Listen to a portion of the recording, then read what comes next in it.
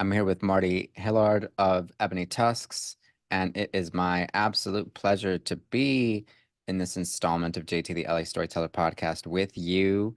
Marty, we were saying a little bit about, we were talking a little bit about civic engagement and the way that we reach out to our communities, the way that we activate our communities. And I really see these movements intersecting. I see the music connecting with the prophecies, connecting with the aspirations of so many leaders who've come and gone and who've said to our communities, you know what, this country we make up, this culture we make up, these buildings we have put up, this is all ours once we claim that.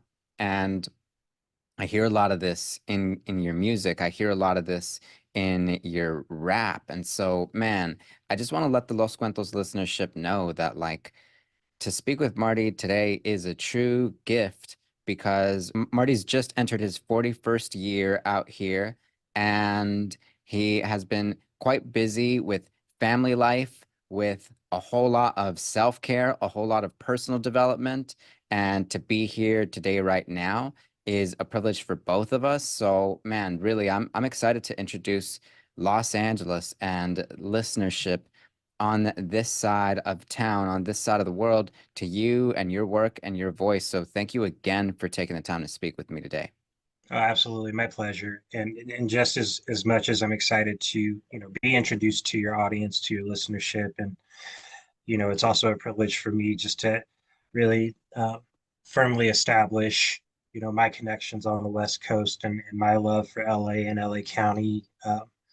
Having only been there once in my lifetime, but having a grandfather who lived in Fresno, having an older cousin who's still with us in the Fresno area, and just a little bit of longing and melancholy that I've had over decades of time talking with my father about his estranged father, a grandfather who I never met, and cousins and um, other relatives that I haven't had a chance to connect with. So for me, California is very much like I feel spiritually connected to the state as much as I actually enjoy being there. So no, I'm just grateful just to be able to more firmly establish that connection with you and with your audience. Oh, absolutely, absolutely. And tell me a little bit about where you're plugging in from today. Tell me a little bit about this portion of the Midwest that you call home. Tell us. Yeah, absolutely. So I live in Topeka, Kansas. I'm about an hour west of the Kansas City metropolitan area. Over on the Kansas side, of course, we are the capital city of Kansas. Um, about 122 to 125,000 uh, members of our population. As far as Shawnee County is concerned, we run about 177,000. So very much a capital city, like lots of other capital cities that I've been to, especially in the Midwest. One thing that's different about us is that we do have a university in the heart of Central Topeka. However, our biggest university is the University of Kansas, that a lot of folks are familiar with, in Lawrence, Kansas, which is about 25 minutes to the east of us, and then Kansas City being another 40 minutes to the east of Lawrence. So um, I tend to call it the I-70 corridor because we have a number of major cities that run along this corridor from central Kansas all the way into the Kansas City metropolitan area. So if we go from east to west, starting in Kansas City, Missouri, uh, Jackson and Johnson County, crossing over to KCK, which is Wyandotte County, um, hitting Lawrence, hitting Topeka, go a little bit further west, you pull into the Flint Hills, and then you hit Manhattan, which is the home of Kansas State University, just a little bit north of I-70. Go a little bit further west of that, you run into Salina. A little bit further west of that, you run into Hayes. Um, and then between Hayes and Colorado, it's pretty quiet. But nevertheless, um, I want to shout out all of these communities Yes. because they're very much a reflection of what my whole experience has been, as a Topekan, as a Kansan. I've been fortunate to spend a lot of time in these various communities as a musician, as a professional, but also just as a human being. Um, and I like to think, all of these communities and all of the memories and experiences that I've had all bleed into the music because of our shared compounded experiences being here. I've been in Topeka off and on since 1992. My family is originally from the Gulf Coast of Mississippi, Gulfport and Biloxi, and anybody who's been in and around the Gulf Coast should be familiar with that. Kind of sitting between New Orleans, Louisiana, and Mobile, Alabama. Uh, and so we have a lot of folks on the coast. Both sides of my family are originally from Biloxi. My grandmothers lived within 4 blocks of each other when they were both still with us. And then I have family running up to as far north as Jackson. But very much, very much all of that is a big part of the music as well. Um, I like to say that maybe the biggest artistic theme in my work over this long period of time has been a sense of displacement and trying to create a sense of home and all of the things that home could possibly mean in my music. So, whether that's, words like support, stability, uh, consistency, loyalty, family. Uh, these are themes that crop up in the music, but also how home doesn't have to be fixed to, a structure or a building, that space making uh, can happen anywhere at any time, which is reflected in the folks that are sort of maneuvering what I'm saying in the lyrics. Is that uh, home can mean a lot of different things, and that sense of displacement can also mean a lot of different things. And so that's definitely what I'm channeling in the music, is very much like this mid '90s to early 2000s uh, relationship that I have with the city of Topeka and with the friends that I have that are still here, all the friends that I've lost over the last 30 years is very much a reflection of that.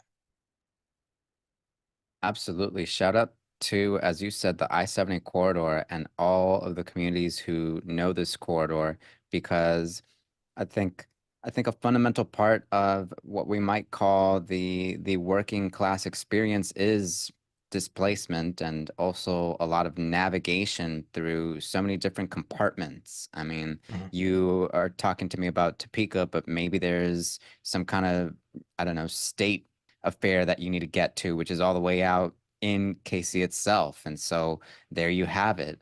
If not, you go from the University of Kansas to work in the bigger city because that's where the jobs tend to be, and that's where you establish friendships. That's where you head out to play all the shows and so on and so forth. But the communities that you come from also maintain this very special, even sacred place in your upbringing and in your memory. And so naturally you have to pay homage to them. Naturally, you got to shout them out. And I actually really like this about your work, is that everything is, I mean, going from one track to the next, everything is a shout out. Everything is like an acknowledgement. And you're collecting so much in one setting all at once. And so it can feel like this cacophonous melange of too many things going on. But yeah, there are too many things going on. And this is what it is to live. And it can be overwhelming. And I think for those of us who came up with that sound, especially in the 90s and the early 2Ks, you'll never forget that very sort of momentary lapse of belonging you felt when you were in the midst of the chaos, when you were Mhm. in the midst of the melange with others who were able to tune into that just as well. And so hear I very much hear that surviving through Heal Thyself. And I very much hear that permeating and letting the world know that this is still here, that this is still going on. And that's so refreshing in this moment for music where everything feels like a copy of a copy, where everything feels like we're just getting out the exact same product time and again, slightly recycled, and yet here we have something that is fresh and something that is full of rage, full of authenticity, full of love and frustration all at once. And so, man, I'm out here in LA, but I can't wait to hit the next show, Yeah. which is somewhere in the works, be it in Mhm. Kansas City or be it in Wichita or be it Mhm. in Topeka, Mhm. because this is an experience that I think anyone who identifies as a working class person in this country needs to take part in, because there's also a euphoric aspect to it when you really get into the particulars of it. So I appreciate you shouting out all these various communities and noting that you're always keeping them in mind, because that shines in the music through and through. I gotta let you know right off the bat. That's awesome. And that really means a lot too. It's anything that we've been able to do as a band, like with my bandmates Daniel and Geese, one of whom lives in Lawrence, one of whom lives in Kansas City, which again, that's also very much a reflection of what we're able to do as a band and the sound that comes out. Um, it's it's very much like this collection of experiences, knowing that we live in these commuter communities, knowing that we live in these commuter cities, knowing that our lives are somewhat suspended along the I-70 corridor because of how much time we spend in each other's communities. I mean, we have, uh, folks that have government jobs with the state of Kansas, that drive into the capital every single day, or work for a state department, but they live in Lawrence, they live in Douglas County. Uh, Same thing in Kansas City. We have lots of folks that commute from Topeka or from Lawrence into the South Kansas City suburbs, where there's a lot of jobs in Overland Park, Lenexa, Olathe, uh, Shawnee Mission. Um, and it's very much the reality for many musicians that I know and many creatives that I know is that in order to find these connections and to be able to establish these communal experiences, you're going to spend a lot of time traveling. One thing I'll say to Topeka's credit is that um, I had a lot of friends from a very early age, a couple of different collections of friends when I was in high school, which would have been from 1997 to 2001, the year I graduated, where I was able to share that kind of music and kinship and like, very DIY kind of spirit. We're doing shows in friends' backyards, they're a little bit more fluent and they have the space to accommodate bands and rap artists playing. We would do shows in like clubhouses, in condominium communities, like gated communities, where my old DJ Brian Taylor used to live. Uh, we would do shows at like Boy Scout troops. Uh, and honestly, I mean, the 21 and up bar scene at that point in the late 90s was also very much embracing of this shift of young people wanting to make music. So I definitely have to give credit where credit was due. It's not that these environments were ideal for some of us, who started playing shows 14, 15, 16, 17, 18, but they were stages and they were opportunities. And I definitely have to give credit to that. House shows, all my friends over on Lincoln Street in Central Topeka. Um, uh, and then also churches. Churches were a big thing. A lot of us, a lot of me and my friends grew up in the church, having had that experience, and again, wanting to express ourselves. Of course, in many cases through the lens of Christianity, in some cases not. But uh, there were churches at the time that were certainly, open, somewhat welcoming into the idea of having live music and young people express themselves. So again, it's just this combination of, a sense of urgency and desire and passion for wanting to express ourselves, and by any means necessary, finding stages that could accommodate that, and proprietors, bar owners, um, spaces that could make that happen. I remember some of the biggest shows that. So so yeah, let me kind of start from the beginning. Let us And know. Break it down.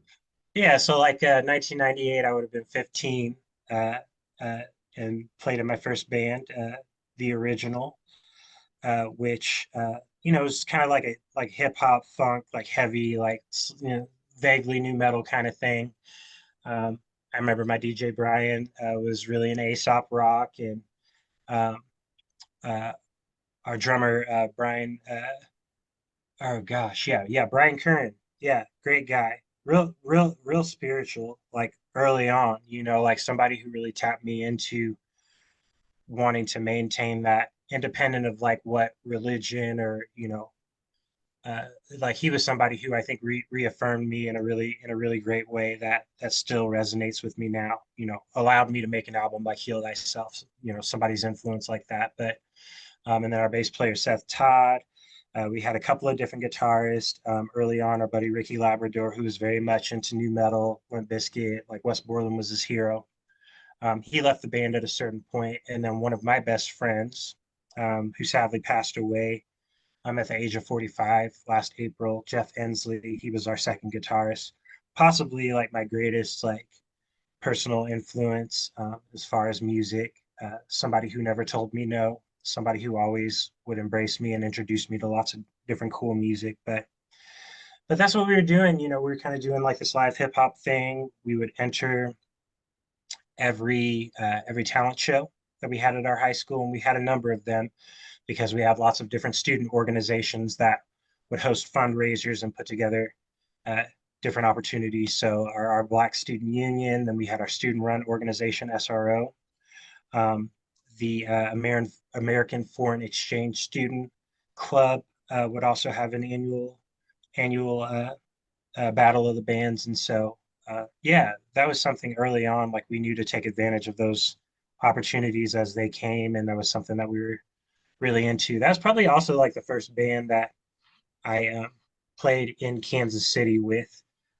We played this old church basement called New Earth Coffee House, um, and that's just a whole other universe. And I'm grateful to still have friends from that period of time, and we've definitely lost some folks from that time too. But I think that was the first time where I felt like, oh, this is something that I could actually do even from here in Topeka, where the vision isn't always clear and the door isn't always open. I can take what I'm doing to other communities and connect with other people there. So yeah. Yeah, and I want to ask you, especially on that note, I want to ask you a little bit about that, say, Genesis story, because you're talking about participating or throwing your hat in the ring at this early point in your life in your teen years. And I want to ask you a little bit about when you first came to recognize a talent for music, as in like are you like hanging out somewhere and do you have a notepad and are you scribbling some things down? I'm curious a little bit about when you first discovered your own talent for this work. December 26th, 1994, I wrote my first rap. I wrote it to impress my older brother Dimitri. He was uh, he was in the military. He was in the Navy, and his last station was in Jacksonville, Florida, in the early '90s. He attended church pretty regularly then, and he was like really connected with the church he was going to in Jacksonville. Um, he and two others formed a rap group called Golden Street Gangsters.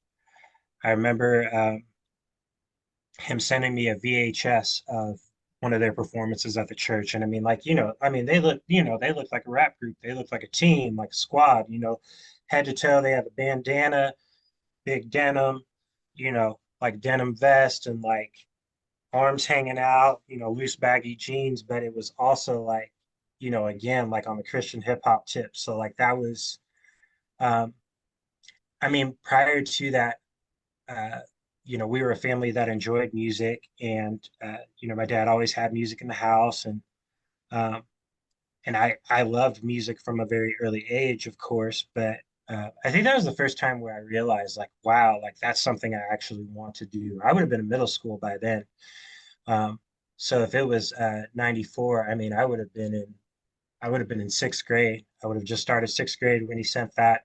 He came home for the holidays, and while he was home, I wrote that rap the day after Christmas. I showed it to him, and we talked, knowing that he was going to be there for an extended stay. Like we talked about it, we prayed about it. Like, should we start a rap group? And then we did. It was called DM in Effect.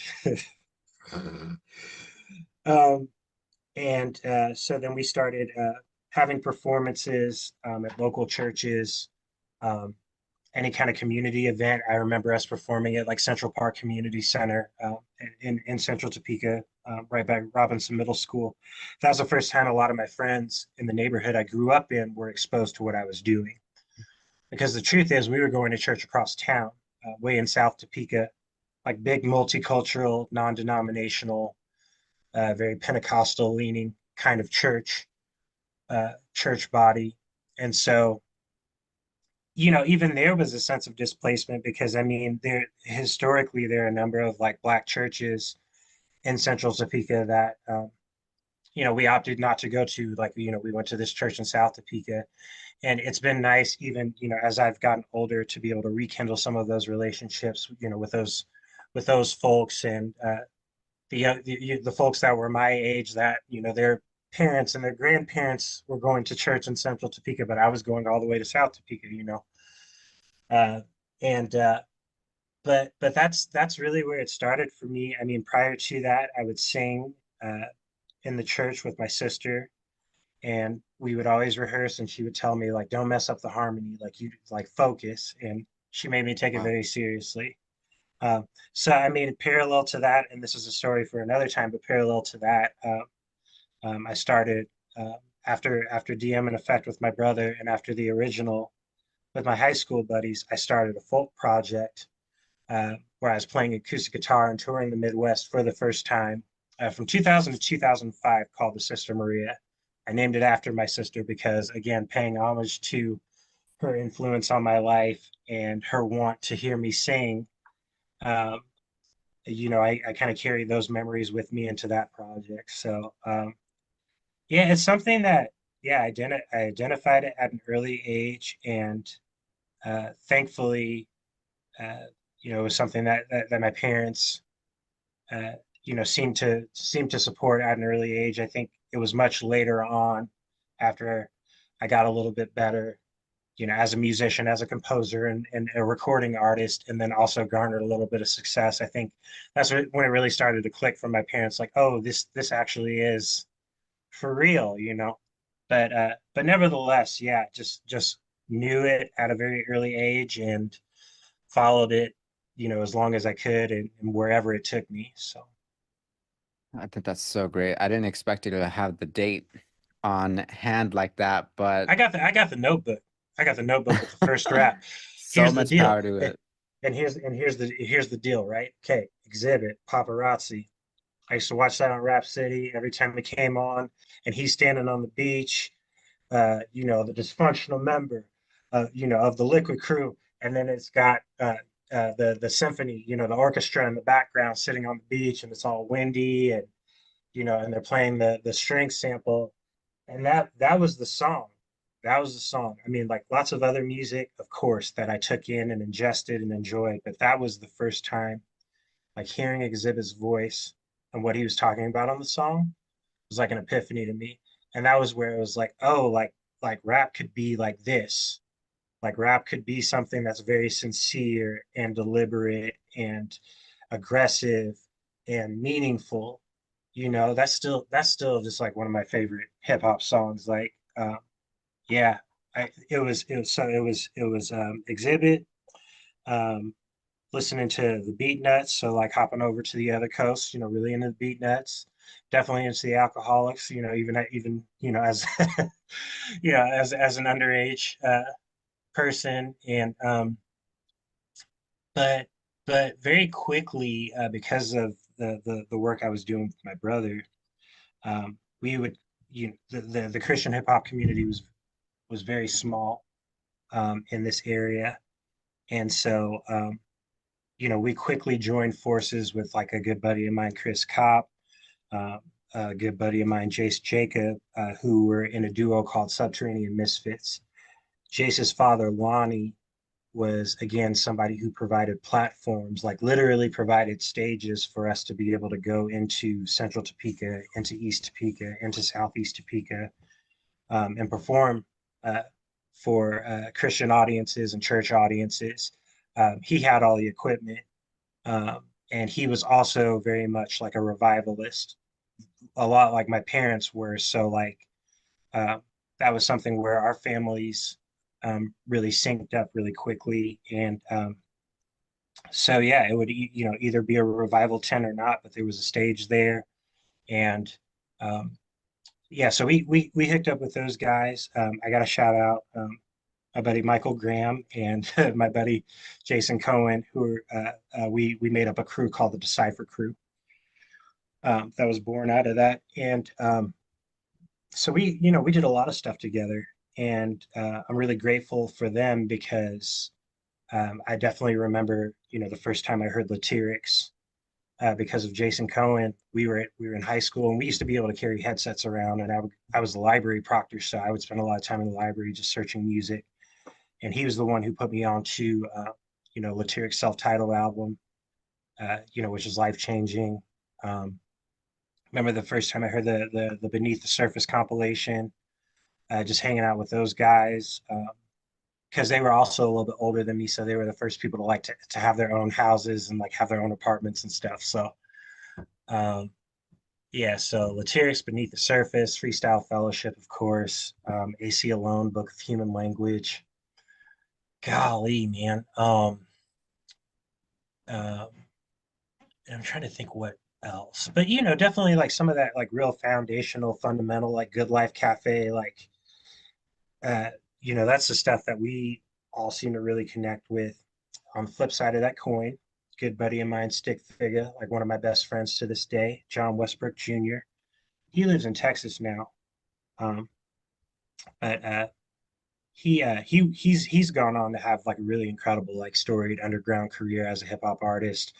Signed with Mellow Music back in like the early 2010s.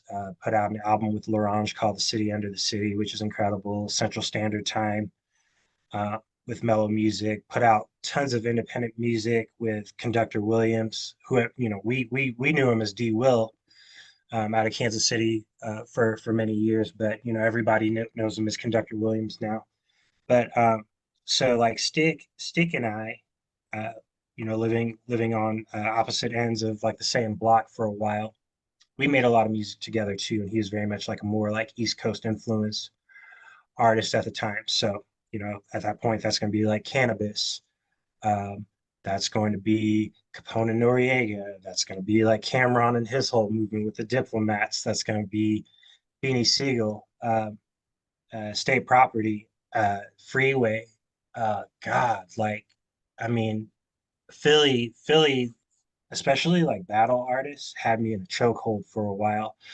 Like anybody who saw Meek Mill like back in 2006, like with the braids, like with the nappy braids, and like in and out of jail, knows what I'm talking about. It's just a different ferocity that was demanded of hip hop artists at the time, and that was something I think that living in like kind of a hard nosed Midwestern city without a lot of prospects for creativity, I think that was something that resonated with us. Uh, but I also can't ignore, the influence of like West Coast artists like Be Legit or E40 or Too Short or Rappin' Forte, Sugar Free, um, Mac Dre. I mean, like we're this close to Kansas City, right? And so there was a big like expat movement of folks from California into our Midwestern communities back in the early 90s as well. I don't want to say that there was a pure correlation to all of the gang and gun violence that was happening then, but those things are interwoven in our psyches, in this community, knowing that, there were real gangsters, who moved here from California and brought gang culture in a real way into Topeka, into uh, Wyandotte County in Kansas City, Kansas, into Jackson and Johnson County in Kansas City, Missouri. Uh, you hear that in Tech Nine's music, because he spent all of that time in California in like the late '80s and the early '90s. Uh, and so just thinking about, that composite of like, West Coast, like street rap, like real like gritters, versus, really cerebral, East Coast hip hop, but also like some of the flashy Harlem shit too. Mhm. But then like, like that purest form of the LA underground, uh, that we're all descendants of from like the 1990s. That's kind of what for me is like, uh, what has proven to be like, my most enduring influences is like just that combination. Um, and of course, like, I found myself like also enjoying, artists like Aesop Rock, um, artists like Rob Sonic, LP, is like one of my favorite rap writers. Everything that he and Killer Mike have done has run the jewels. Like I have friends that I think are maybe like fatigued about it, but it's just like this is everything that I ever wanted was to see some real MCs get to it. And it's like they deserve to be celebrated. I just don't. I've had I've also had a very different relationship to music than Mhm. a lot of people that I know in terms Mhm. of, me wanting to be a fan first and me wanting to be a student and somebody who really appreciates it from a cultural standpoint. Uh, so I like to think that also reflects in the music as well. I've been talking for a while. I'm sorry. I love it. You're a natural storyteller. You are a natural storyteller, and that's why the rap and the music, both of these are mediums. These are Mhm. mediums that you navigate through as a storyteller because there's a lot on your mind. I mean, even as you describe this, what I've gotten is, especially when you know the importance of Christian hip hop in your life at that very early point in your life, and then the way that Topeka changes, the way that you and your friends all grow up, and the very different courses that life will take you all on. I hear all of these things permeating in such an important way. And who of us who have, say, survived this mass trauma, the mass Yeah, displacement, the gang culture, the policing culture, the drugs, all of the various elements that surround working class communities of color, especially out there, but not just working class communities of color, these working class white communities all through the Midwest just as well. that's right. We have so much to say and we need to find an outlet. And sometimes I think it also feels very much like when you're getting into these stories, you have to be honest. You have to let your people know where you're coming from. You have to shout out as many of your roll call as you can, Mhm. because that's what you would want for any other survivor to do out there. You'd want them to let the whole city know, to let everybody know that we were here, and Yeah. that to the extent that we can tell it today, that we're still here. So, Marty, tell me a little more about the Christian hip hop community as you have as you have evolved through it in the Midwest and through the I-70 corridor, as you were saying. Tell me a little bit about this world, because I very much appreciate the connection that you've maintained to this part of your life, this part of your identity, this part of your upbringing, and I think our listeners would appreciate hearing some more about it just as well.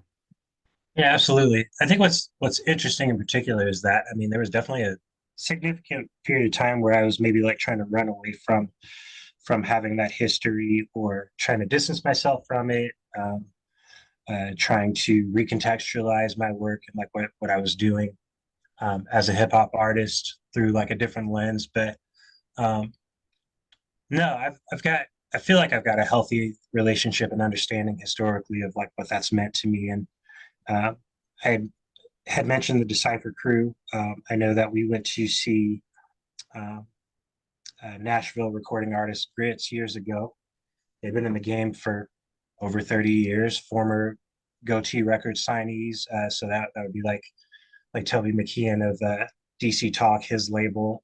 Was pretty prominent like in Christian hip hop back in the early to mid 90s.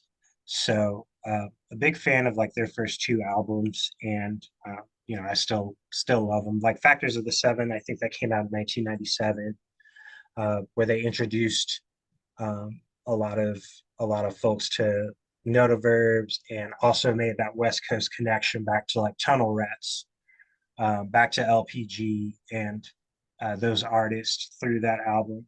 So yeah, I would say like being able to see them. I got to cipher with those guys when I was, oh man, this would have been like, I don't know, 1999. So I'd have been like 16, maybe 2000. So I'd have been 17. It's very surreal, but I mean, like again, just coming with that like that passion and that heart for expression. I just remember them giving me like just some real kind compliments, and whether they meant them or not, it's just the fact that like just lifting up a young person in a really vulnerable situation, like you're in your like mid to late 20s, and this is just a kid like just jumping in cipher. Like I was just so proud of myself. Um, but yeah, as far as like fellow Christian hip hop artists, we Decipher Crew was linked up with Mad Prophets out of Kansas City. And the majority of them, I want to say, were from like the South Kansas City suburbs, like I had mentioned earlier. North Kansas City generally is called the Northland, so you might hear me refer to it as that. But anytime we linked up with them, like we were generally like in South Kansas City, like in Raytown, which is maybe like 15 minutes south of downtown Kansas City. But yeah, so we would trade dates at churches doing shows and stuff. And I can't say that like Christian hip hop garnered a lot of respect at that point in time from the church or from like mainstream listeners. Like I would be that would be silly to pretend like it was anything other than that. It was definitely an uphill battle, especially when you talk about going to a high school like we did, Topeka High School, which is at the time I want to say it was about like 1,700 students, and about 2,000 folks in the building every day. And I know that that number since has gone up in the last 25 years. But yeah, I mean, I would definitely say that like having that stance and coming with that approach was like an uphill battle on all sides, which I think a lot of more prominent Christian hip hop artists could relate to at the time. I remember like there was like cross movement, and gosh, there was like a record label in the South that took on like Master P's kind of template, where they had like all the pen and pixel album covers, and but it was all Christian, right? I cannot remember the name of that label, uh, but nevertheless, yeah, Tunnel Rats was definitely like a huge influence on us, a huge influence on me, because it was just like such a dazzling display of like official like West Coast hip hop. I mean, that's a crew that's still around. I just ordered LPG's The Earthworm on vinyl for the first time because Piece 586, he's been producing like almost 40 years, um, living in Hawaii. He was like on his IG, he was like, "Hey, this is available on vinyl for the first time, and then you'll get a free copy of like my new instrumental album." And so I messaged all, the Decipher crew members, and I was like, we got to get this. So like four of us got copies of the album just because like that's how real it is. But I think for us, it really illuminated our understanding not only of like hip hop culture at large, but also like what a Christian MC could be, what Mm. a Christian hip hop artist could be. Uh, so not only Tunnel Rats, but then like LA Symphony, Pigeon John was a huge influence on my art at an early age, and LA Symphony they came to Kansas City and played New Earth uh, way back in the day. I think when their album Composition One came out, Pigeon John toured through the area and came to New Earth a couple of times. And then as he started to like navigate the mainstream, he was coming on bigger tour packages. I think he came out with like No Can Do one time, and played Lawrence to like 20 people, and that was crazy. Like that's crazy to think about now, but like it was just like we were chilling. But yeah, so I would definitely say yeah, Christian hip hop was definitely a big influence, but we were somewhat isolated in what was already a very isolated genre. Uh, uh, and which led us to start like spreading our wings, branching out. Like I had mentioned Stick Figure earlier, he was the first one to really get us connected with Lawrence and Kansas City and those hip hop scenes. um, just because his talent level was through the roof, and he just garnered so much respect everywhere he went. He was definitely like the best battle MC of all of us. And so like being able to like follow his lead into some of these places, like I remember gosh Downplay Productions, um why can't I remember his name, out of Lawrence. They primarily book shows out of Lawrence, and so they were bringing in all kinds of underground MCs, from all over the country, but particularly from the West Coast. At that point in time, they were doing shows at Fatso's, they were doing shows at Replay Lounge, they did a lot of shows at the Pool Room, which I never figured out a way to make it to. Uh, but they definitely put on for us in a way that allowed us to be exposed to like just so much of what the underground had to offer. I remember seeing like Prince Paul, the Prince Among Thieves tour. Um, I remember seeing my OG Approach open up for the Visionaries and DJ Retmatic at the Bottleneck. Uh, I know I'm jumping around, but like there's just so much to tell. Approach is probably Of like my course. Yeah, and Approach is probably my biggest influence, as a performing artist, because he's the first person that I saw perform hip hop aggressively with love in his heart, with just like a maximum amount of love, which is where his aggression was coming from. Is like, this is not going to be some bullshit. You are going to get involved. Like, we're going to turn up the temperature. And he's Mm. the first person that I saw do that in a way that like felt loving and felt welcoming. And I'll just never forget that performance where he opened up for Visionaries, and everybody was like real hype on them at the time. It was definitely like real hip hop kind of situation. Uh, Visionaries. mhm. Yeah, and he was and everybody was kind of playing the wall, while he was performing. And at one point he told his DJ, he was like, "Nope, nope, run it back. We're starting over. We need you to get involved. Like, get your hands up, come up." And like, I don't know, like I just had such a big smile on my face because that was the first time where I understood that like I don't necessarily have to be hard or unnecessarily aggressive as an MC to get people Mm. involved. Like I can just project a lot of love and a lot of joy and a lot of affection for the moment. And Approach taught me that at a very early age. I'd have been in my early 20s at the time. So, uh, but yeah, so it's like, we transitioned, from high school and from like, doing Christian hip hop into, and just more in the secular world, more in the mainstream world. But uh, again, because we were all so hungry as MCs, we were really fortunate that it garnered us a lot of respect. With this in mind, especially because you're talking to me about the late 90s, early 2Ks, and you're telling me about your progression from your high school days onto your early 20s, especially as more and more artists began to cluster all across the country during their tours and so on.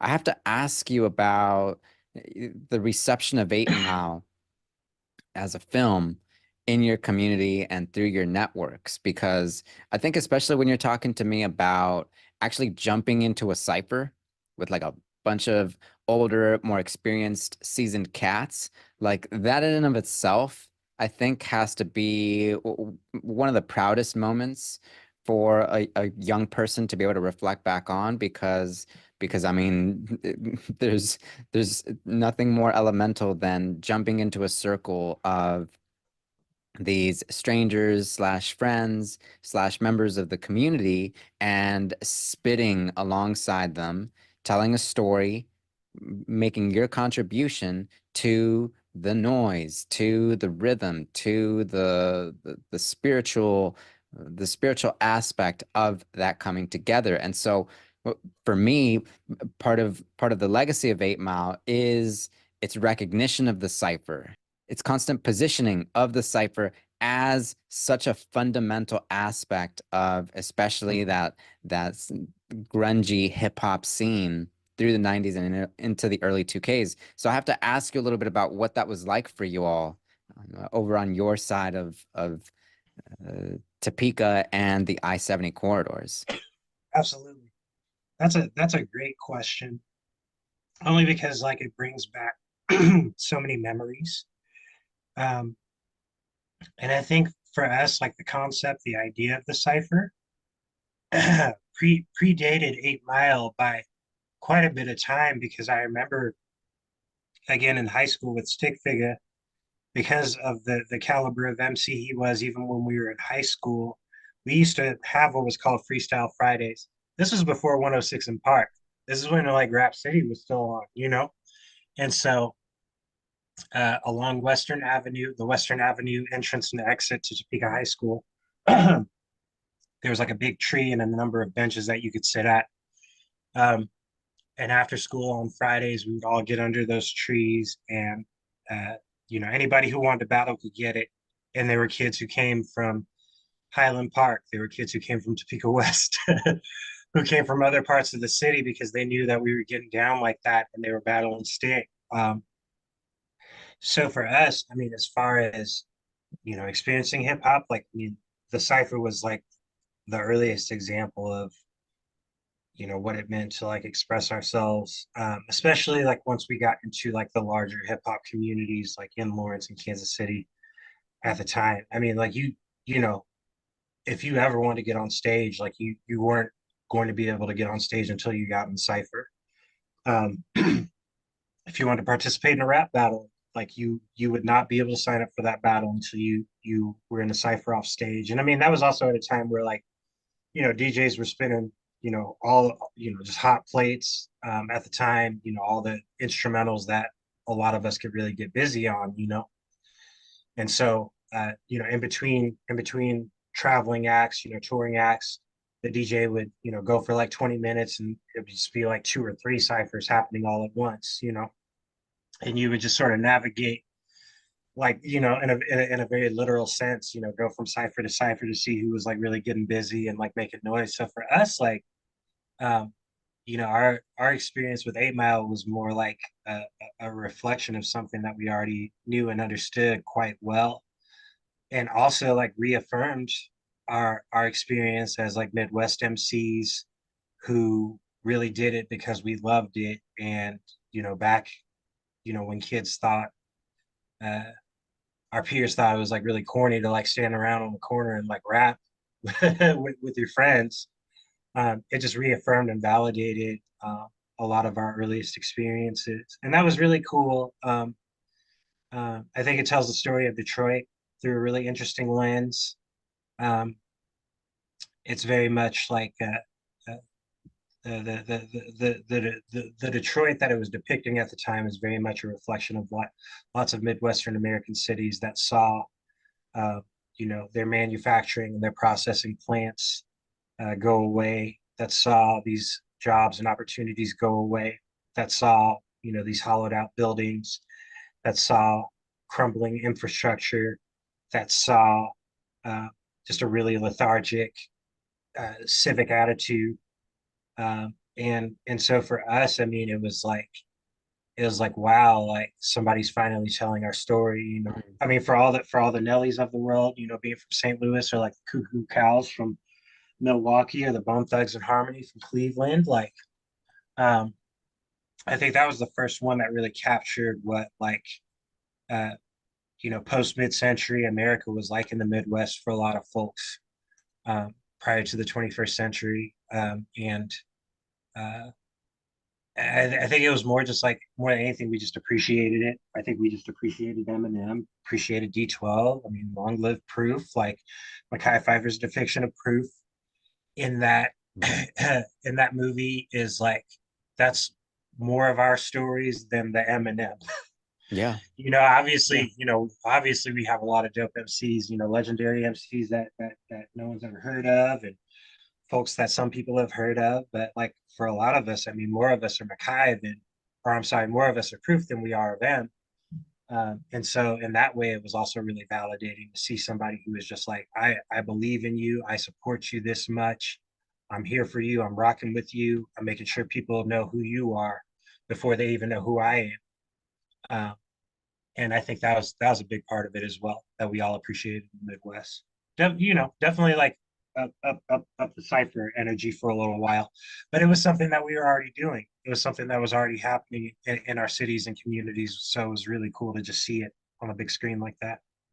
Yeah, and because you mentioned exhibit earlier, I think it had to have been really cool to see this MC playing a character in the Midwest out there, this rapper or this worker who raps, who's got a whole lot of talent, who's nonetheless just another Joe out there taking the bus, getting through his shift and finding a way to pass the time where he can. To see Exhibit take on that role and do it so well also told you a little bit about how these other rappers, they were talented in a variety of ways, not just when it came to their skills on the microphone, but also on the big screen. And I thought, like, that's so cool. It's so cool to showcase that, especially a Mackay, especially an exhibit. They have so many stories to tell if you give them that opportunity. And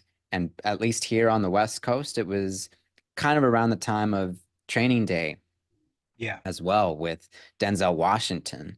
And similarly for us in LA to see the streets of Los Angeles captured, the culture of LA captured in this way, and Denzel making his way through, man, that felt visceral. That felt like it was Mhm. right on the money. And so, yeah, naturally I had to ask you about 8 Mile as you tell me a little bit about this upbringing for you through your side of the Midwest.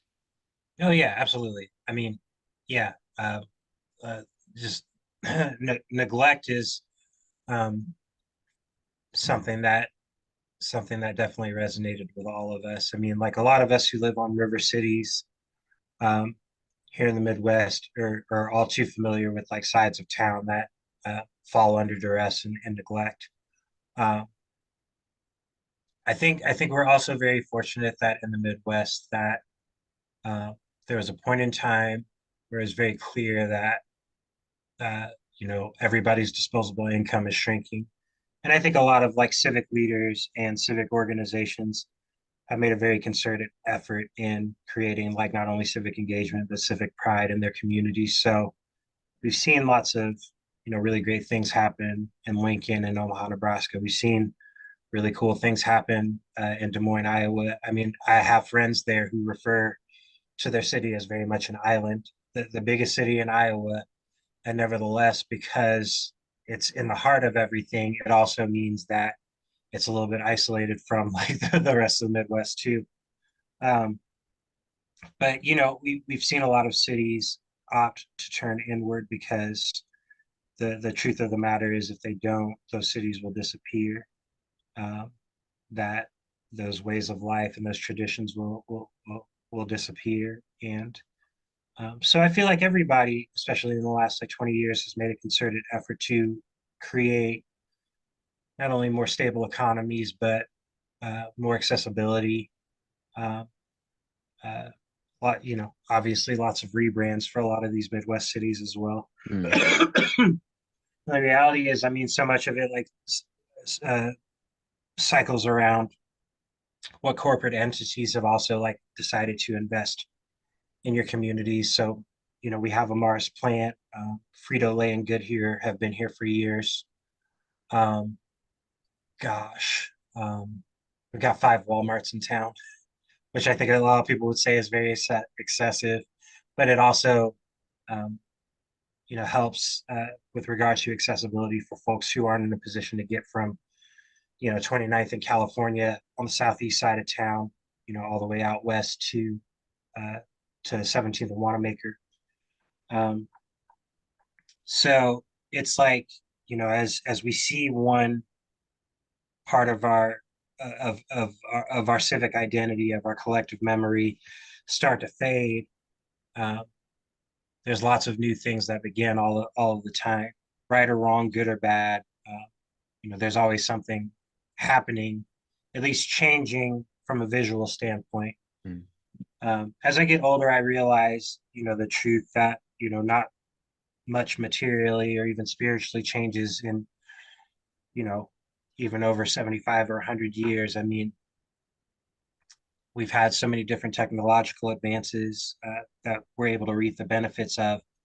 But, we've also seen, at least here in Topeka, we've seen urban renewal, through our downtown and central Topeka communities completely change the landscape for poor Black, brown, and white people irreversibly.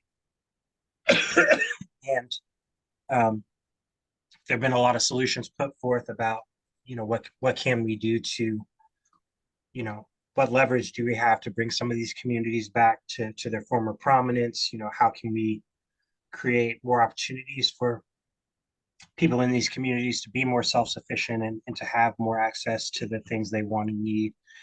Uh, but the reality of that, I mean, just like in Detroit, is that, it takes a lot of corporate dollars. It takes tons of capital, and not just dollars and cents. It takes lots of human capital. So even, when these, subjectively good things are happening in our Midwest communities, there are still a lot of people who make the greatest investment that also don't get a chance to reap the full benefits of what these changes are that occur. Mhm. And I'm sure you see that all over Los Angeles County, all the different ways that it's probably changed and morphed, culturally, spiritually, infrastructure wise. And yet there are people that are generationally poor that will remain so, despite all of uh, the access that we have to technology and all of the information that we have available at our fingertips, because capital is hard to bypass. It's not impossible. People power matters a lot. I like But that so much. I like that so much. Now, actually, on the subject of change and on the subject of the culture, given a little bit of spotlight out there, I want to ask you about how Bel Air first yeah. reached out to you. I'm so curious about this because if you're on the LA side and if you haven't checked out Bel Air just yet, I absolutely recommend you do. If I hadn't checked out Bel Air, I would not have come across Ebony Tusks and Schuyler of Ebony Tusks. So Mhm. I got to ask you a little bit about how that connection first came to be and how it may have surprised you when somebody from their team reached out. Morgan Cooper, the creator and executive producer, alongside the Howitzes and like all the original folks, who retain all of those the Fresh Prince assets. Morgan Cooper's from Kansas City. He's from Wow. Grandview, Missouri, um, which is about I want to say 30 minutes south of the metro. Much, even for a suburb, like much smaller community than Topeka is. And he Uh, we'd had the pleasure of working with him previously on some other audiovisual projects, uh, and it was something where uh, he knew um, before he moved out to LA. He was like, "This is what I'm going to go do, and this is what I have planned, and anybody who wants to come along with me." And so uh, it was one of those things where he's been very diligent, and then also his music supervisor. Uh, Johnny Stark originally is from Kansas City as well. So these were like ongoing conversations that we had with them over a very long period of time. But they had also had with lots of other like Kansas City based artists. I think they were very serious about getting as much of Kansas City into Bel Air as they could, which they did in some regards. Um, and for us, so the first outreach was, let's get the album cover in our record store, like for like one of the first episodes. And so Hmm. I got to shout out Justin Bergen. Uh, Hey. an incredible fine artist based in Wisconsin, um, near Madison. But anyway, Recognize it. yeah, exactly. But so they reached out to us specifically about the album cover, and we were just really excited. It's like cool, like we'll get this physical asset in the background, and that'll be awesome. And then they came back around and said, "Hey, there's a couple of songs we'd like to see if they fit in the show." Wow. And it was just like, "Oh yeah, absolutely." And of course, like navigating that world, I mean, like being in contact with NBC Universal. I mean, there's layers to it. I mean, there were definitely like 5 or 6 people that we were communicating with from start to finish over like a almost a year period. Thankfully, Jeff McCoy from High Dive Records, out of another Kansas City-based label who we've worked closely with through the release of Heal Thyself. He retains the mastering rights. We retain the publishing rights, and so we were both able to enjoy payment from that. But it was also like when I saw like the closing credits of that episode, it was like I couldn't be more thrilled that Ah, wow, it's like somebody on their team was like really mindful of where we should be placed, in the vast dichotomy that is the Bel Air universe being created in real time. mm, So it's such a pleasure, and got to shout out Morgan for thinking enough of us to put us in that position. Very proud of what he's been able to do. Um, I know I can't imagine, like how much pressure he must feel or has felt over the years. Um, I know not everybody's had the same experience that we've had, with him, and that's not to. I'm just being honest, and that's just the reality of like going from Kansas City to Hollywood. I imagine is that there's a lot of compromise happening there. But I am, to his credit and to Johnny and everybody on their team's credit, they did right by us, and we're very grateful for that. I couldn't have been more thrilled, especially at this late stage in my life, my musical life, that uh, because it did bring a lot of really cool conversations that I got to have with like lots of different people, who picked us up on us for the first time from that. yeah. Yeah, so I couldn't be more thankful that that was something that happened for us. So Oh, absolutely, absolutely. And I'm likewise thankful. I hadn't known that Cooper was actually originally out of KC like that. So crazy, big crazy. facts. Yeah, it's crazy, and I mean he's also an incredible MC. Him and Conductor Williams, they had a duo where they put out a couple of albums under Cooper's chosen moniker, Barrel Maker. And so, yeah, there was a point in time where we were doing shows with them as well, and that was just such a pleasure, just watching Morgan come into his own as an MC, somebody who wrote for just like a really, really long time before he decided to like come out and showcase um, his abilities. That also happened in a cipher, and it's just like I think we were all just blown away because like we knew like his audio visual talent, and we knew he had an ear for making music, but like just seeing him show up the way that he did, I mean, it's been just phenomenal. Like watch him scale up in the way that he has. So Man, that is so great. Now, I had the feeling that I really wanted to break bread with you. So I felt like I wanted to meet you and also just hear from you and have a session kind of like by the fireside with you. And it has been just that. I'm grateful for this because you need this kind of convo in your life. You need this kind of convo in your work. You need to meet with folks who have similar interests, but who are going to tell you about a different layer of the onion. And that's exactly yeah, what you're schooling me up on right now. And man, I'm all here I for it. I appreciate that. It feels good. It feels good to share these stories, but also, like you said, just to be able to break bread with you and learn a little bit more about you, and see LA through your eyes as well. I mean, it's very like I have my perspective, and it's very idyllic, and I spent some time in Pasadena and Mount Washington Hey, and love Fullerton. Pasadena. Pasadena was, oh my God. It was I that was know. like that was like heaven on earth for a second. I couldn't afford anything, but it was hella chill. I enjoyed I being know out the there. feeling. We know the feeling. Yeah, but gosh, I August of went out there August of 2021. I have some friends, the majority of whom live out in LA. They're in a band called Hembry, Okay. and so I sold merch from them like a couple of years prior to that at a big Kansas City festival that happens in the summer called Boulevardia. So this is pre-COVID, right? So this has been like 2019, and I sold merch for them. And one of my old friends, Alex Ward, who plays in the band, he was like, how you been doing lately? And I was just telling him, uh, I was struggling. I was, before Heal Thyself had come out, I wasn't really sure if it was going to come out, like if we were even going to get it finished. And just like really depressed. And I told him, I was like, like on and like work wasn't going really well at the time either. And I was like, like I'd just been really down. I've been suicidal, and he gave me a hug and is like, I'm sorry to hear that. They played a hell of a set that day. Uh, but anyway, they reached out to me in the middle of the pandemic. So this would have been summer 2020.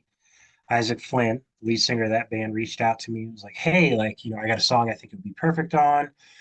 They're recording their second album. They're just like, we want to do something that's more like Gorillas, where we have like, special guests and get a lot of our friends involved. And I was like, okay, bet. Like, I'm excited about that. So we record a song called Operators. And then the following summer, 2021, they were like, hey, so like, we're shooting this music video. Do you want to come out to LA and shoot it with us? Um, and I was like, oh yeah, absolutely. I had been to San Francisco before. That's probably my favorite city in the world. Just just really gorgeous. And I mean, this was before like the housing boom, the housing crisis, and the housing boom. So I don't know if I could ever afford to go back to San Francisco, but that would have been like 2006. But anyway, fast forward to 2021. Song's been done for a year. There's like, we're gonna put out the album later this year. You want to do the single? And I was like, cool, yeah. So went out there with them, we stayed near Pasadena. I stayed with Alex and his brother Austin in their place. And then Isaac and his wife live in Mount Washington, just south of there. Yeah. And so we were bouncing back and forth between um, Pasadena, Mount Washington, and Fullerton. And so we went to a recording studio just so we could film and capture a live performance of the song.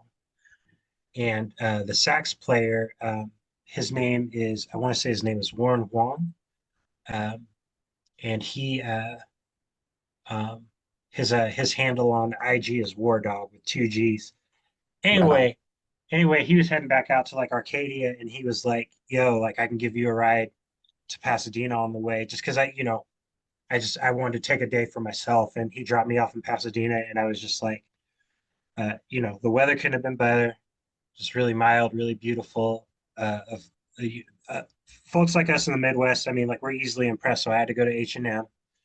Uh, Folks like yeah, us in the Midwest were easily impressed. dude, I got dissed so bad one time in San Francisco. Like I was talking with my mom over the phone. This was around the holidays, and I was at a bus stop, and she was telling me how she went to like Olive Garden, and I was like, "Oh, was your meal at all?" Just being polite, talking to my mom, just like, "Was your meal at Olive Garden good?" And this girl who was sitting next to me at the bus stop, she was like, "Olive Garden? Oh, y'all must be from the Midwest." And I was like, "Oh my," and so I was like, "Damn, like really?" But so I know we're kind of we're corny, but I remember going to a liquor store back when I drank. I'm almost 3 years sober now, but Congratulations. thank you so much. I appreciate it. But I just remember just grabbing a couple of Lucy's and like going and sitting in the park, and there was like a sound shell where homeless person was just singing, just standing in the sound shell and just singing, using Mm, their natural voice. And I right, just right, remember right, like right. sitting in the park and drinking like this orange flavored beer and feeling like, man, like again, it was like one of those moments where it's like, oh, I feel like I'm home a little bit, you Oh, know. 100. Yeah, just like 100. that displacement that I feel, that estrangement that I feel from like my California side of the family. It was like, I get it now. I feel somewhat connected to it because I'm taking some time to just be present in this Mm, moment, have this beer, to distort my mind a little bit, just enjoy the sunshine and just take in the sounds of the city and like see the mountain range in the distance, Right. hear this person in the sound shell, hear the sirens down the street, and everybody in the park is looking around like, what's going on? I just felt like so present, for that couple of hours I was out there. And that's a lot of what, the 3 or 4 days I was in LA, that's definitely Mhm. what it felt like. Just an opportunity, like not only for me to, uh, shoot this video with my friends and with this great videographer named Coco, um, but to just be present and to be able to just sort of take it in, which has become increasingly important. Like as I've gotten older, that you have to like pause, be present. Not every moment has to be like sort of filled with these very specific meaning or like this very specific mile marker, like we did this on this or this is what happened. This, I think it just you just have to show up for it and um, and just be willing to just let it breathe a little bit. Uh, that's very much how I experience the world. Like anytime I'm in a new city, I don't do this as much anymore. Sure. Anytime I'm in a new city, I will walk and walk and walk and Yes. get lost. And I mean, there's been plenty of times where that's worked out really well. There's been plenty of times that it's been to my detriment. But uh, when I've been in New York City or when I've been in Logan Square in Chicago or um, even in Des Moines, like with our punk homies in Des Moines, like, we stayed at their house and it's like, well, I'm just gonna walk for about a mile and a half and Hmm. just kind of see what this is and just get a sense for how people live here. I did that a lot in Omaha. Like I've so many. I'll send you the link. There's this duo called Mean Street, and the MC is a guy named Brenton Gomez. His rap name is Conscience, and we call him Connie. And he's easily like the best poet, best MC that I've ever met in my life, Wow. and like somebody that uh, just the clarity. Like I just aspire to his like willingness to just just be clear, Mm. like be very blunt in his raps. Um, he's the same kind of MC that I am. That like when he raps about Omaha, it's like I could see it vividly when he talks about growing up in Midtown and living in Midtown. Talks about all the Hispanic and Latino communities in South Omaha. It's like I can see it. And he was an MC that I definitely aspired to. He's on You Runner on our album. And it's the same thing. It's like he showed up for us in a major way. It's like he understood exactly like what I was trying to say in that rap and just took it a step further. But anyway, it's like, yeah, I will walk these cities uh because I want to know what people who live on the ground live like. Like you talk about like the working class. Um, I'm not interested uh like like a polished or a catered experience. Like I definitely want to friends of mine, like when I show up in their cities, like I ask them like, just take me where you would go. Like what would you do if I weren't here? What would you like I what would like that. you I like that. yeah, it's like what would you get into? Like, who would you be meeting up with? Like I want to share that experience with you. I think, and I've been mulling this over for a long time. I think the word authenticity gets uh, thrown around in a lot of ways where it becomes a weapon and becomes a distraction. I think everyone is capable of having and creating authentic experiences that are meaningful, um, and that it's our responsibility to one another as human beings to just recognize that my authentic might be different than your authentic, might be different than the next person's authentic, and that uh, we give ourselves, just the best opportunity to learn and listen to one another.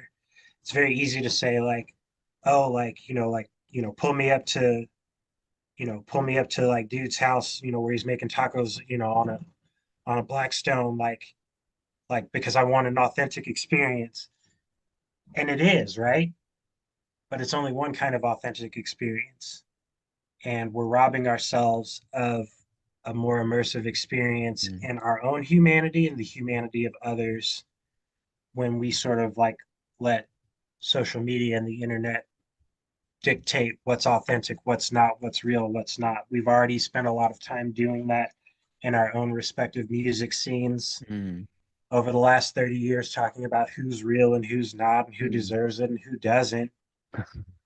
And for me, is like sort of like disarming that a little bit, mm. just for myself, is like, Yeah, let me just get on the ground and walk, yeah. you know? Man, Marty, you're a soothsayer. You're such a soothsayer. You're such a healer, and truly, this is just like, man, this is like going to the park, as you were saying, right there in South Pasadena, hanging out a little bit with the mountainside nearby, and just chopping it up with your neighbor because what reason do you have not to do that? What reason do Right. you have to turn away from your counterparts out here in this scene, out here on this rock? And so, with a few of these things in mind, knowing that you're interested in being present, especially through this year and going forward in more ways than one, and considering that you have this album, that you got Heal Thyself out there for the masses to sift through, for the globe to tap into, for the listenership of this podcast to learn about far and wide, I want to ask you what's next for you as an artist personally. So, this is to say, now that you've got one album to your credit, what is it that you are looking forward to? What is it that you've got in mind that you don't necessarily have to have a timeline for, but that you're eyeing out, that you're scoping out as being next for you in this game, in this scene, in this journey that you've taken upon yourself? Absolutely. I would say that I spent like the majority of like the last 3+ years since the album came out, um, embracing joy, embracing healing. Is very much a traumatizing experience to make this album for me. A lot of my dead friends are on it. They helped me write it, and so I recognized like through most of 2020. I mean, and in a lot of ways, I appreciate that the pandemic happened the way that it did because it gave me the space to reflect on what what I actually needed versus what I anticipated. Because if the pandemic had not happened, I would have never taken the time to just sit, be with myself, actually spend some time to heal. I mean, I was in the throes of alcohol abuse. There's definitely a point in time. I'm a type 2 diabetic, and there was definitely a point in time where I was abusing my prescription medication, Hmm. um, and just not showing up, for my wife and my daughter at the time. Very much still in this concept of like, being like an active musician, and trying to garner some attention toward this album. But I'm just really grateful that because it put a pause on everything, I could definitely talk, you know, relatively clearly about like what I actually needed. And not to say that, that most of the last 3 years have been easy for that. Even in recognizing it, it's like those are still some very difficult steps to take. To um, uh, break my relationship with alcohol, to honor my relationship with my suite of doctors and finally quit smoking, Hmm. over a year ago. Um, and to honor myself and my body and the capacity that my body carries in this lifetime, knowing that I've experienced and done irreversible damage to it. I was asking myself, so like, what can I do now that I'm here, now that I'm insulin dependent? What can I do to raise my quality of life, but also raise my spiritual frequency? So that's so much of what like the last 3 years have been. I work in nonprofit. I work at a children's museum called Kansas Children's Discovery Center. We serve a statewide audience, and I spend a lot of time traveling to a statewide audience through our museum programs. Hmm. Um, and I would say that like post this album, it's just really given me a lot of time to reflect on who I want to be like as a musician, but also who I want to be as a human being. Um, and the types of relationships that I want to cultivate, not only as a person who expresses themselves, but also as a human being. Um, we we as a band between Daniel Geese and I have had a variety of tribulations on personal levels that we've experienced since we started making the album in 2016 to when it finally came out in 2020. And I think we all recognize that if we are going to be able to do this into our, my bandmates in their case, into their 30s, going into their 40s, me embarking on my 40s into my 50s, if we want to do this for as long as we say we want to, there were some things that we had to hit the pause button on. And I feel like it's given me a really healthy perspective about um, how I want to express myself, what parts of the music industry I'm interested in, what Right. parts I'm not at Right. all. Um, it's allowed us to fold back into community in a way that has really resonated with like a whole new generation of Kansas City concert goers, Hey. in ways that it didn't have to happen like this. But I'm grateful. I mean, like down on Stadium Drive, like near Kauffman Stadium and Arrowhead Stadium, there's a pair of venues called Farewell and Howdy.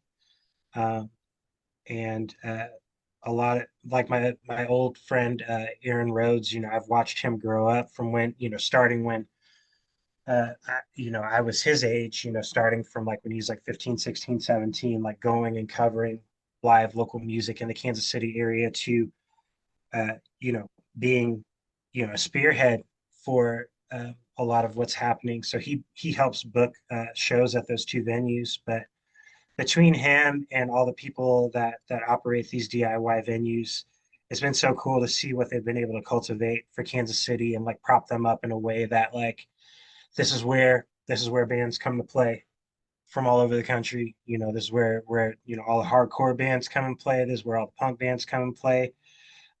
They're very genre diverse, and so like there's no gatekeeping there that's happening there.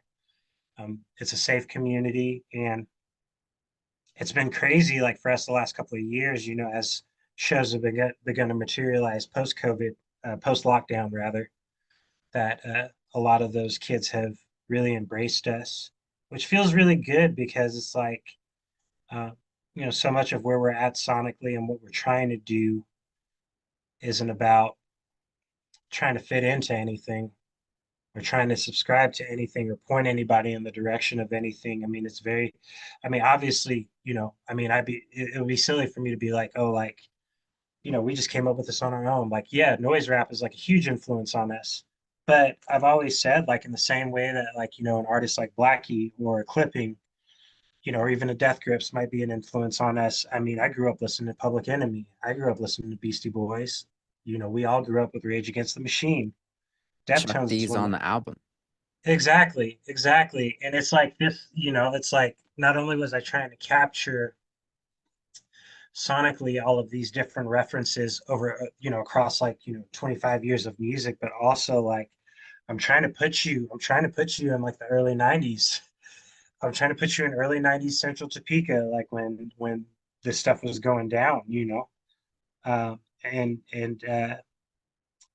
And I feel like, I mean, through this conversation, but even prior to this, I knew that was something that you understood really, really well. And there's only been a few other people that I think have really like sunk their teeth into the album and understood like this is very much like a snapshot, um, not only of my life, but the lives of like tens of thousands of other people like who grew up in this community, in these communities. Um, and and more than anything, I just wanted that to resonate. Like I wanted people to see themselves reflected in the work and uh, see some semblance of themselves and the people that they knew and that they grew up with in these stories. I mean, Schuyler, like you mentioned from Bel Air, I mean, yeah, that first verse was real. I was not even 11. We were half a block from Falley's Market on 10th and Jewel. Um, and I was detained for like a half hour by like six cops. And luckily, because it was such a huge police presence in the neighborhood, uh, my dad knew I had walked over at Fally's, and so he came over to find out what was going on. He sees me like standing out in front of Fally's with all of these uniformed officers, and we're just you know my dad's a child of Mississippi, civil rights Mississippi. Hmm. My mom's older uncles were original members of the Biloxi chapter of the NAACP. Uh, so, Reconstruction era history all over Mississippi. bro, and so like this is all incredibly familiar to me, and it was like that was the first moment like where I sort of woke up to the reality that I was faced with um, in Central Topeka, and all of our friends like being uh, detained on a very regular basis. But yeah, these stories are real. These stories are real. Even the ones that I made up, even the ones that I made up are real. These are people that I knew, and this is why they came out the way that they did. So, um, no, I'm just grateful to be able to talk with somebody who's taken some time to just sit with the album and glean that level of understanding from it. I don't take that for granted, which is why I wanted to circle back and have this conversation with you because you know, in a world like we live in, and people are really impatient, and artists are really impatient with the art that they make, but also with people's like response to it. That's still something that means something to me.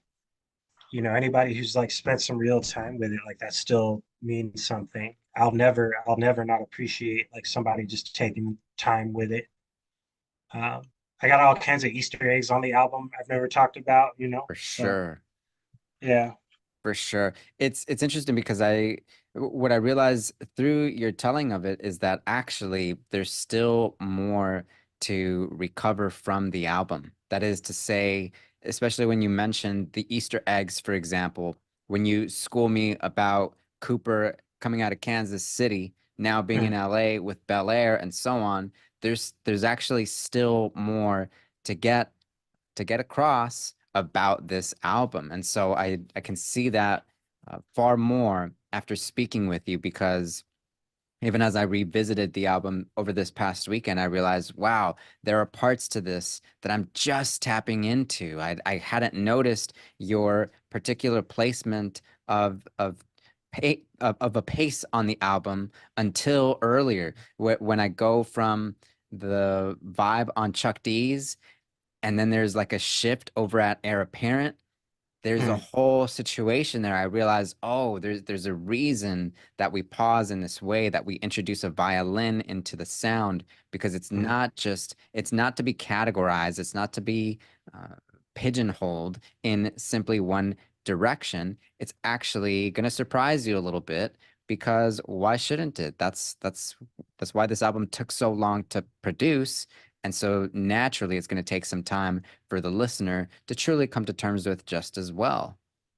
yeah, absolutely, absolutely. And what I'll tell you too is that we had performed variations of Heir Apparent, we had performed variations of Bloodletting um, in the live setting before the album came out, and there's nothing, uh, uh, just speaking back, to the my Christian upbringing. I made a new acquaintance last summer.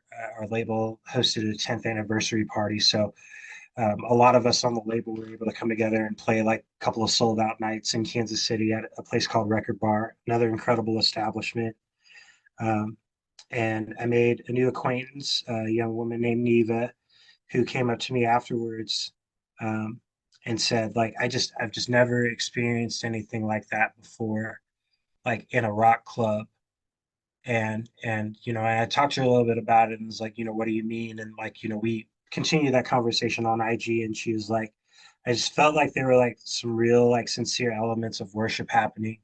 Like so whether that's like, Right. whether that's like in a meditative state or um in a very aggressive, like, like bloodletting kind of way. Um, it was like one of the first times in a while like where I've been able to have like a conversation with somebody about like those elements that I really was insistent on creating, not only on the album, but in the live setting that, um, not, you know, it's, there was a point where it was very much simply about just subversion, like subverting what people understood about hip hop, what people understood about genre, all those things. Like, and then there came a point where like that's not really enough. Like that's not substantial enough. I don't just want to be subversive for the sake of. I want to be sincere. I want to be earnest. And that was the thing that is what earnestly came out of me, is a sense of like, sonic liberation. Wanting, there's plenty of times where it's like the music is playing, that big cello swell at the beginning of um, Heir Apparent, and I just go like sit in front of the speakers, um, and just spend time with it, like in a very literal communion, with the music as it's happening, and uh, and I'm just very grateful that we created a body of work that hopefully can allow that to happen for others. Um, I don't want to like sort of hide behind being cool anymore, or hide behind like a facade of, where we exist in like a larger conversation about noise rap or any of those things. Like none of that is it for me. And anybody who has spent some time talking with me or talking with any of us about the music that we make hopefully comes away with an understanding of that, is like, we're not just here to just do a thing that sort of fits and works for what's happening in the world. This is something like very primal for me, like very ancient. Mhm. And that's how this started for me in 2010, and that's, you know if and whenever it does end, that's how it ends too. Is like there's going to be plenty of times I talk to people who are like, gosh, what did they say? They were like, do you feel like with your album coming out in 2020 that maybe like you sort of missed the wave? uh and I was like, no, because like because that never mattered. That wasn't really the point. Like I didn't make this. We didn't make this album to try to catch Death Grip's wave, back in 2012, or try to catch Blackie's wave years before that. Like I made that like in commune with the music, and also as a reflection of what I was hearing that was resonating in me. I've talked to Blackie a few times, down in Houston about just how much his music resonates, and like how real it is for me. Is like if something changes your life, you do what you can to honor it, and it's not about like chasing clout or trying to like fit into a thing. It's you do it because you have to. You're supposed to. So, yeah. As far as what's next, just chasing that, but also like, you know, in some ways, like I think of Heal Thyself and all of the assets, the album cover, some of the videos, and the animation that we did for it, very much as like grayscale, like snow on the TV, where things like just sort of pop in and out. Uh, and I want to bring more color into our world, and so I think that's what's next. More color. However we decide to interpret that. Yeah, yeah.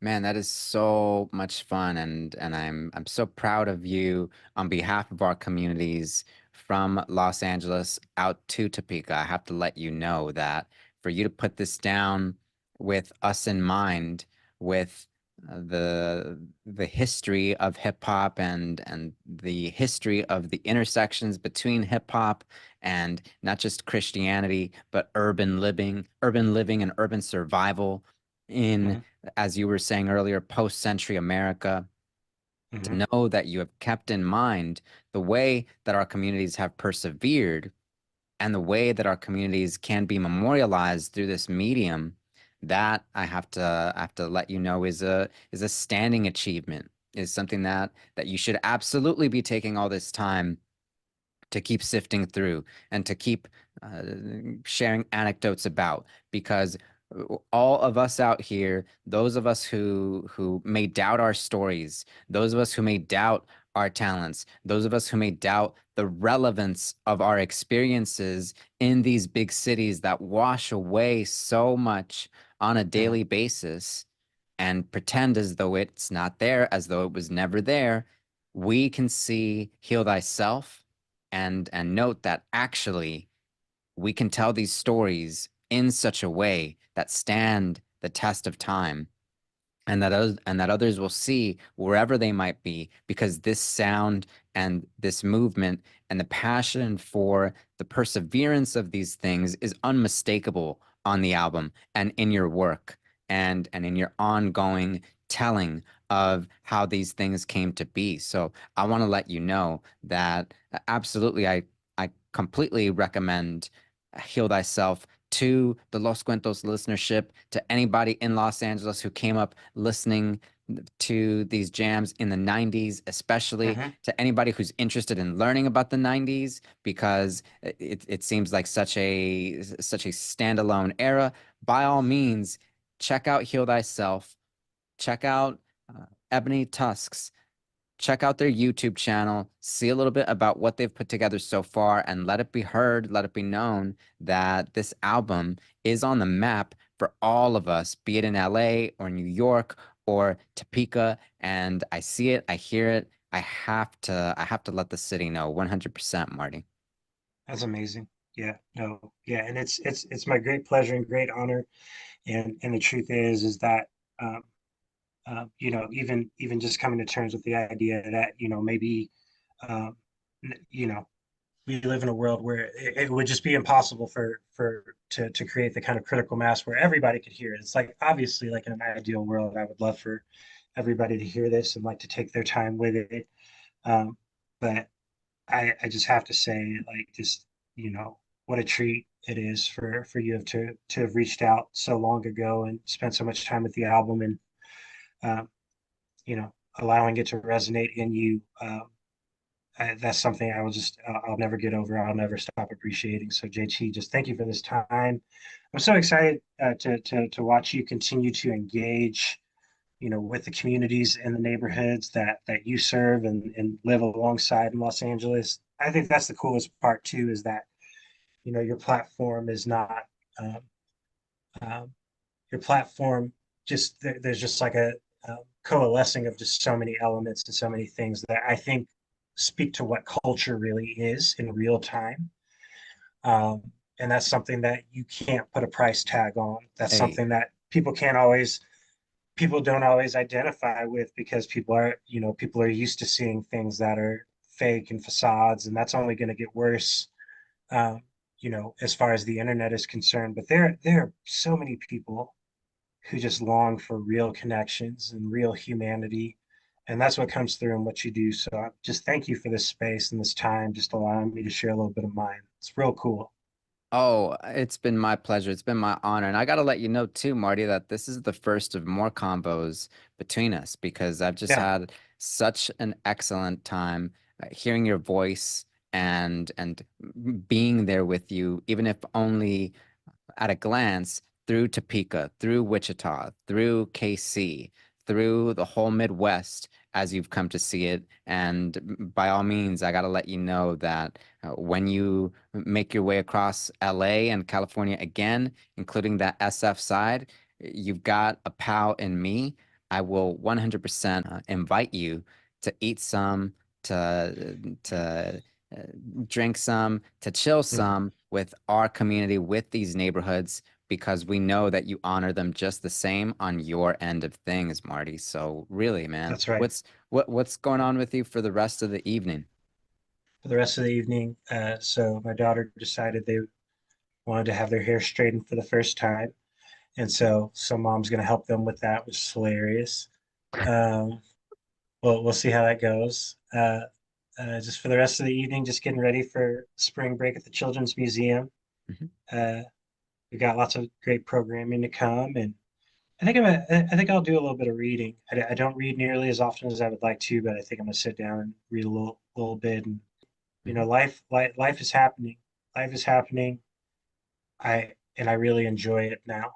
I really enjoy it now, despite all the ups and downs. I'm enjoying life happening, and so I think that's where I'll be tonight. So grateful for you. So grateful for you saying that. One final wraparound question, just because I gotta know, between Team Carlton or Team Will, are you playing lacrosse or are you playing basketball? Oh man, that's funny. Oh, I played basketball in middle school, but I wasn't very good. I was a power forward in eighth grade and just trash. All my friends know I'm really bad at basketball. I have a nephew who's playing D1 in St. Charles, Missouri, outside of St. Louis. He goes to Lindenwood University, and he's just tremendously gifted. I'm very proud of him. I gotta go lacrosse just because, like, no, basketball's not it for me. I love playing basketball too, but I'm so bad. Oh, that's so good. That's so good. So yeah, Plus, don't. like, plus, like, I'm a closet preppy, and a lot of people know that about me too. Is like I'm really like Benetton is back, Esprit is back, Bonobos is back. I that was a whole other part of my life. Like I came up like I mean I went to public school, but like definitely into like preppy stuff. So Oh, yeah, then Carlton is 100% for that's my you. guy. Yeah, Yeah, yeah. like popping pills and and Well, playing that other part, lacrosse. about that other part, we'll get to another time. But yeah, I Mm, mean, I'm rooting for Carlton. I'm rooting for him in season mm. 3 that should be out later this year. And man, I'm so glad we got to pay some homage to the show, Yeah, to the absolutely. creators out here. Yeah, you want to talk about just a fundamental experience that so many of us share too, just again that dichotomy of coming from inner city life and being thrust in a world that you were so unfamiliar with, but that's also very unfamiliar with you. Yeah, just big up Coop and everybody on his team over there for creating something just so arresting and so memorable. It's cool to be a part of that legacy. Super cool.